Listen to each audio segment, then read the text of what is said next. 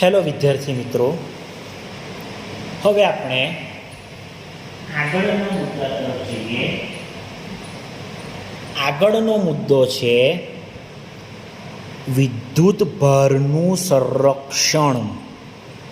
આ સંરક્ષણ શબ્દનો અર્થ તમે જાણો છો. સંરક્ષણ શબ્દનો અર્થ શું થાય, અથવા તો સંરક્ષણ થયું એવું ક્યારે કહેવાય?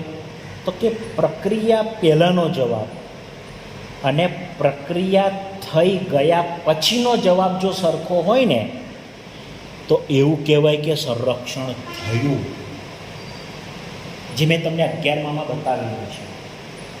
હવે આપણે વાત કરીએ કે વિદ્યુતભારનું સંરક્ષણ એટલે શું. તો કે વિદ્યુતની દ્રષ્ટિએ અલગ કરેલા તંત્રમાં. હવે અહીં એક પ્રશ્ન ઉપસ્થિત થાય કે ભાઈ વિદ્યુતની દ્રષ્ટિએ અલગ કરેલ તંત્ર એટલે કેવું તંત્ર? તો કે વિદ્યુતની દ્રષ્ટિએ અલગ કરેલું તંત્ર એટલે બહારથી કોઈ વિદ્યુતભાર અંદર ના જઈ શકે, અંદરનો વિદ્યુતભાર બહાર ના આવી શકે, પણ જે વિદ્યુતભાર નથી ધરાવતો તે અંદર આવી પણ શકે છે અને બહાર જઈ પણ શકે છે. સપોઝ આ એક તંત્ર છે.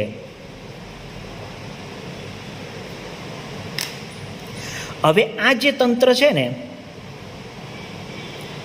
એ વિદ્યુતની દ્રષ્ટિએ અલગ કરેલ તંત્ર છે. તો આમાં ઇલેક્ટ્રોન ના દાખલ થાય, પ્રોટોન દાખલ ના થાય. ઇલેક્ટ્રોન અને પ્રોટોન વિદ્યુતભાર છે. ઇલેક્ટ્રોન એટલે ઋણ વિદ્યુતભાર અને પ્રોટોન એટલે ધન વિદ્યુતભાર. એટલે આ એક વિદ્યુતની દ્રષ્ટિએ અલગ કરેલું તંત્ર છે. એટલે અંદર વિદ્યુતભાર નહીં આવી શકે, અને જો વિદ્યુતભાર અંદર હશે તો બહાર નહીં જઈ શકે. પણ જે વિદ્યુતભાર નથી ધરાવતો, દાખલા તરીકે ન્યુટ્રોન એ વિદ્યુતભાર નથી ધરાવતો, તો એ દાખલ બી થઈ શકે અને બહાર પણ નીકળી શકે. એટલે વિદ્યુતની દ્રષ્ટિએ અલગ કરેલું તંત્ર એટલે એવું તંત્ર કે જેમાં બહારથી કોઈ વિદ્યુતભાર અંદર આવી ના શકે. જો વિદ્યુતભાર અંદર હોય તો બહાર ના જઈ શકે, પરંતુ જે વિદ્યુતભાર નથી ધરાવતો તે અંદર પણ જઈ શકે અને બહાર પણ નીકળી શકે છે. તો મૂળ વાત પર આવી જાય તો કે વિદ્યુતભારનું સંરક્ષણ એટલે શું? તો કે વિદ્યુતની દ્રષ્ટિએ અલગ કરેલા તંત્રમાં ગમે બી તે પ્રક્રિયા થાય, પરંતુ વિદ્યુતભારોનો બેઝિક સરવાળો કેવો રહે? અચળ રહે. વિદ્યુતની દ્રષ્ટિએ અલગ કરેલ તંત્રમાં ગમે તે પ્રક્રિયા થાય, પરંતુ વિદ્યુતભારોનો બેઝિક સરવાળો કેવો રહે? અચળ રહે. અથવા તમે એવું કહી શકો કે પદાર્થ પરનો વિદ્યુતભાર હંમેશા અચળ હોય. અને બીજું કે વિદ્યુતભારનો નાશ નથી કરી શકાતો કે નવો વિદ્યુતભાર બનાવી શકાતો નથી. બરાબર. આ વિદ્યુતભાર સંરક્ષણના બે સ્ટેટમેન્ટ છે. પ્રથમ સ્ટેટમેન્ટ કે વિદ્યુતની દ્રષ્ટિએ અલગ કરેલ તંત્રમાં ગમે બી તે પ્રક્રિયા થાય, વિદ્યુતભારોનો બેઝિક સરવાળો અચળ રહે. અને એ ના લખવું હોય તો બીજું સ્ટેટમેન્ટ છે પદાર્થ પરનો વિદ્યુતભાર હંમેશા અચળ હોય અને વિદ્યુતભારનો નાશ ના કરી શકાય કે નવો વિદ્યુતભાર બનાવી શકાતો નથી. આ જે વિદ્યુતભારનું સંરક્ષણ છે એ આપણે 3 ઉદાહરણની મદદથી સમજીએ. પ્રથમ ઉદાહરણ, આ એક પેટી છે કે જેની દિવાલો પાતળી છે. હવે અત્યારે અંદર ચોખ્ખો વિદ્યુતભાર કેટલો છે? 0 છે. ચોખ્ખો વિદ્યુતભાર કેવો છે? 0 છે. એટલે તમે જોઈ શકો છો અંદર લખેલું છે Q = 0. હવે અંદર આ વિદ્યુતની દ્રષ્ટિએ અલગ કરેલું તંત્ર છે. હવે અંદર ફોટોન દાખલ થશે. જેવો ફોટોન દાખલ થશે એટલે પેર પ્રોડક્શનની પ્રક્રિયા થશે અને ફોટોનમાંથી તમને પ્રોઝિટોન અને ઇલેક્ટ્રોનનું જોડકું મળશે. બરાબર છે. હવે E પ્લસ એટલે પ્રોઝિટોન અને E માઇનસ એટલે ઇલેક્ટ્રોન. તો બંનેના મૂલ્યો સરખા છે. E સરખું છે, પણ એક પ્લસ છે, એક માઇનસ છે. એટલે પ્રોઝિટ્રોન અને ઇલેક્ટ્રોન બંનેના મૂલ્યો સરખા છે, પણ પ્રોઝિટ્રોન ધન વિદ્યુતભાર છે, ઇલેક્ટ્રોન ઋણ વિદ્યુતભાર છે. એટલે બેનો સરવાળો કરશો તો અગેન કુલ વિદ્યુતભાર કેવો થઈ ગયો? શૂન્ય થઈ ગયો.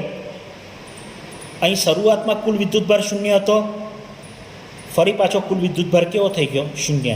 એટલે પ્રક્રિયા પહેલાંનો જવાબ, પ્રક્રિયા પછીનો જવાબ કેવો છે? સરખો છે. એટલે એવું થયું કે વિદ્યુતભારનું સંરક્ષણ થયું. ફરી પાછું આ વિદ્યુતભારનું સંરક્ષણ આપણે 3 ઉદાહરણની મદદથી સમજીએ. એમાં પ્રથમ ઉદાહરણ કે આ એક પેટી આપેલી છે કે જેની દિવાલો પાતળી છે. હવે શરૂઆતમાં તમે જોઈ શકો છો કે પેટીમાં કોઈ વિદ્યુતભાર નથી, એટલે ચોખ્ખો વિદ્યુતભાર કેવો છે? શૂન્ય. હવે એ પેટીમાં ફોટોન દાખલ થયો અને ફોટોન દાખલ થશે એટલે પેર પ્રોડક્શનની પ્રક્રિયા થશે.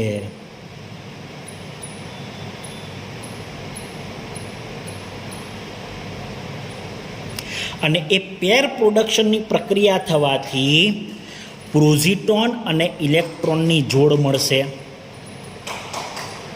જેવો ફોટોન અંદર દાખલ થશે પેટીમાં એટલે પેર પ્રોડક્શનની પ્રક્રિયા થઈ અને પ્રોઝિટોન ઇલેક્ટ્રોનની જોડ મળશે.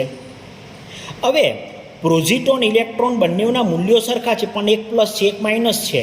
એટલે બંનેનો સરવાળો કરશો તો વળી પાછો ચોખ્ખો વિદ્યુતભાર કેવો થશે? શૂન્ય થશે.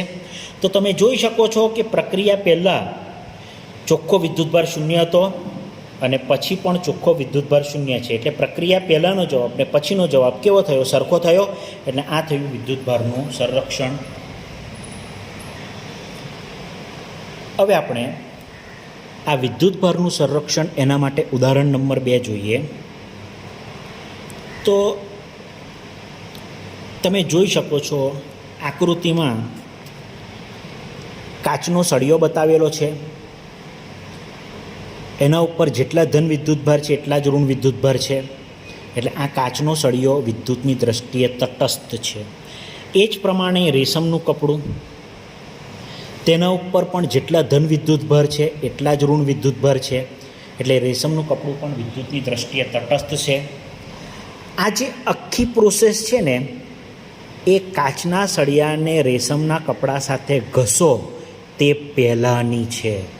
એટલે બંને ઉપર આના ઉપર ચોખ્ખો વિદ્યુતભાર શૂન્ય, જેટલા ધન વિદ્યુતભાર એટલા જ ઋણ વિદ્યુતભાર એટલે ચોખ્ખો વિદ્યુતભાર શૂન્ય. રેશમના કપડા ઉપર જેટલા ધન વિદ્યુતભાર એટલા જ ઋણ વિદ્યુતભાર એટલે ચોખ્ખો વિદ્યુતભાર કેવો છે? શૂન્ય છે. બરાબર છે. ફરી પાછી વાત કરી લઈએ. કાચનો સળિયો છે, એના ઉપર જેટલા ધન વિદ્યુતભાર છે એટલા જ ઋણ વિદ્યુતભાર છે એટલે ચોખ્ખો વિદ્યુતભાર કેવો? શૂન્ય. રેશમનું કપડું, એના ઉપર જેટલો ધન વિદ્યુતભાર છે એટલો જ ઋણ વિદ્યુતભાર છે એટલે એના ઉપર ચોખ્ખો વિદ્યુતભાર કેવો? શૂન્ય. આ ઘસ્યા પહેલાંની પરિસ્થિતિ છે. હવે આપણે કાચના સળિયાને આ રેશમના કપડા સાથે ઘસીશું તો થશે શું? તો કે કાચના સળિયા પરથી ઇલેક્ટ્રોન કઈ જશે? રેશમના કપડા પર જશે. એટલે કાચનો સળિયો ઇલેક્ટ્રોન ગુમાવશે એટલે ધન વિદ્યુતભારિત થઈ જશે અને રેશમનું કપડું ઇલેક્ટ્રોન મેળવશે એટલે એ ઋણ વિદ્યુતભારિત થઈ જશે. આ ઘસ્યા પછીની પરિસ્થિતિ છે. હવે તમે જોઈ શકો છો કે ઘસ્યા પછી કાચનો સળિયો ધન વિદ્યુતભારિત થઈ ગયો, રેશમનું કપડું ઋણ વિદ્યુતભારિત થઈ ગયું. કાચના સળિયા ઉપર જેટલા ધન વિદ્યુતભાર હશે ને એટલા જ રેશમના કપડા પર પણ ઋણ વિદ્યુતભાર હશે. તમે જોઈ શકો છો કે કાચના સળિયા ઉપર 4 ધન વિદ્યુતભાર છે, તો રેશમના કપડા ઉપર ઋણ વિદ્યુતભાર પણ કેટલા છે? 4 છે. તો અગેન આના ઉપર 4 ધન વિદ્યુતભાર, આના ઉપર 4 ઋણ વિદ્યુતભાર. તો અગેન ચોખ્ખો વિદ્યુતભાર કેટલો થયો? શૂન્ય. 4 ધન વિદ્યુતભાર, 4 ઋણ વિદ્યુતભાર એટલે ચોખ્ખો વિદ્યુતભાર કેટલો થઈ ગયો? શૂન્ય. તો ઘસ્યા પહેલાં ચોખ્ખો વિદ્યુતભાર શૂન્ય હતો, ઘસ્યા પછી ચોખ્ખો વિદ્યુતભાર કેવો છે? શૂન્ય. એટલે વળી પાછું વિદ્યુતભારનું શું થયું? સંરક્ષણ થયું. ફરી પાછી વાત કરી લઈએ. ઉદાહરણ 2ના અંદર ટોટલ 2 આકૃતિ બતાવેલી છે. પ્રથમ આકૃતિ ઘસ્યા પહેલાંની છે, આ બીજી આકૃતિ ઘસ્યા પછીની છે. તો ઘસ્યા પહેલાં કાચના સળિયા ઉપર જેટલા ધન વિદ્યુતભાર એટલા ઋણ વિદ્યુતભાર છે એટલે વિદ્યુતની દ્રષ્ટિએ કેવો છે? તટસ્થ છે. 2 ધન વિદ્યુતભાર તો 2 ઋણ વિદ્યુતભાર, એટલે કાચના સળિયા ઉપર ચોખ્ખો વિદ્યુતભાર શૂન્ય. રેશમના કપડા ઉપર 2 ધન વિદ્યુતભાર 2 ઋણ વિદ્યુતભાર, એટલે એના ઉપર બી ચોખ્ખો વિદ્યુતભાર કેવો? શૂન્ય, એટલે ચોખ્ખો વિદ્યુતભાર શૂન્ય. હવે કાચનો સળિયો અને રેશમનું કપડું એ આપણે બંનેઓને ઘસી નાખ્યા. એટલે ઘસવાથી શું થશે? તો કે સળિયા પરથી ઇલેક્ટ્રોન રેશમના કપડા ઉપર જશે, એટલે કાચનો સળિયો ધન વિદ્યુતભારિત થશે, રેશમનું કપડું ઋણ વિદ્યુતભારિત થશે. આ ઘસ્યા પછીની પરિસ્થિતિ છે. તો તમે જોઈ શકો છો કે ઘસ્યા પછી કાચનો સળિયો ધન વિદ્યુતભારિત થશે, રેશમનું કપડું ઋણ વિદ્યુતભારિત થશે. કાચના સળિયા ઉપર જેટલા ધન વિદ્યુતભાર હશે, રેશમના કપડા ઉપર એટલા જ ઋણ વિદ્યુતભાર હશે. આકૃતિ મુજબ કાચના સળિયા ઉપર 4 ધન વિદ્યુતભાર છે, તો રેશમના કપડા ઉપર 4 ઋણ વિદ્યુતભાર છે. તો અગેન ચોખ્ખો વિદ્યુતભાર કેટલો થઈ ગયો? શૂન્ય થઈ ગયો. તો ઘસ્યા પહેલાં ચોખ્ખો વિદ્યુતભાર શૂન્ય, ઘસ્યા પછી ચોખ્ખો વિદ્યુતભાર શૂન્ય, એટલે અગેન પાછું વિદ્યુતભારનું શું થયું? સંરક્ષણ થયું. ત્રીજું ઉદાહરણ કે કોઈ પણ ન્યુક્લિયર પ્રક્રિયા થાય ને, તો એ ન્યુક્લિયર પ્રક્રિયામાં પ્રોટોનની સંખ્યા હંમેશા અચળ હોય. એક ઉદાહરણ આપેલું છે, 92 યુરેનિયમ 235.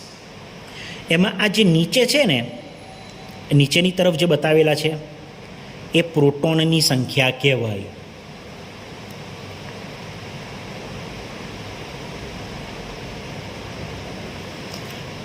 અને પરમાણુ ક્રમાંક બી કહેવાય.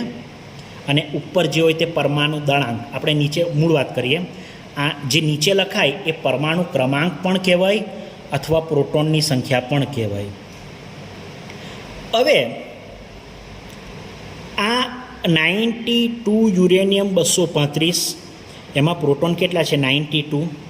તો આ યુરેનિયમ ઉપર આપણે ન્યુટ્રોનનો મારો કરીએ, તો ન્યુટ્રોનનો મારો કરવાથી આપણને 2 નિપજો મળશે.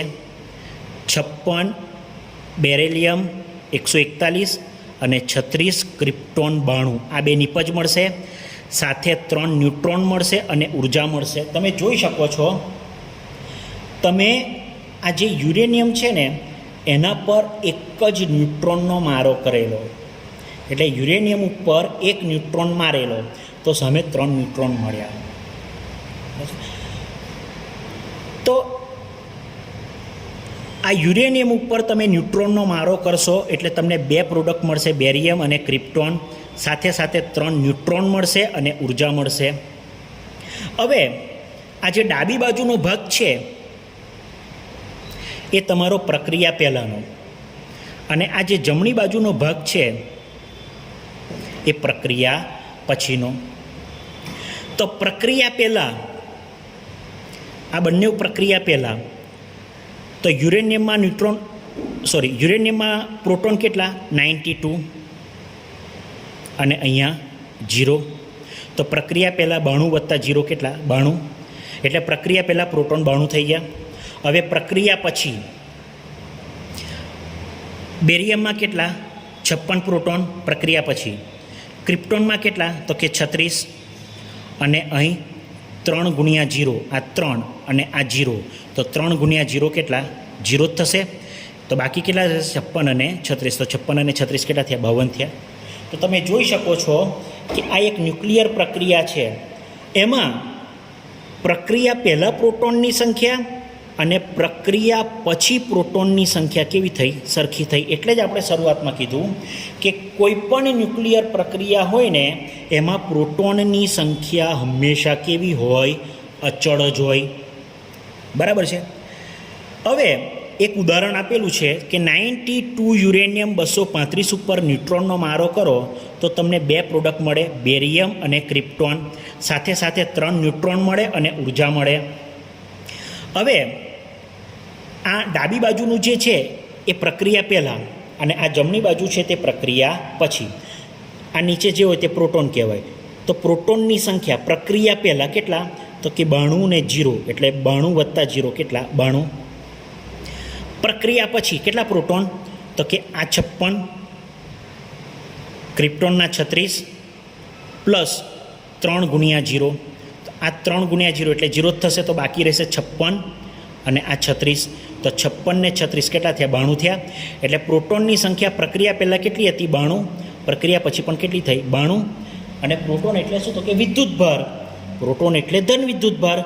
તો પ્રક્રિયા પહેલાં પ્રોટોનની સંખ્યા અને પ્રક્રિયા પછી પ્રોટોનની સંખ્યા કેવી મળી? સરખી મળી. એટલે વિદ્યુતભારનું શું થયું? સંરક્ષણ થયું. ઓકે.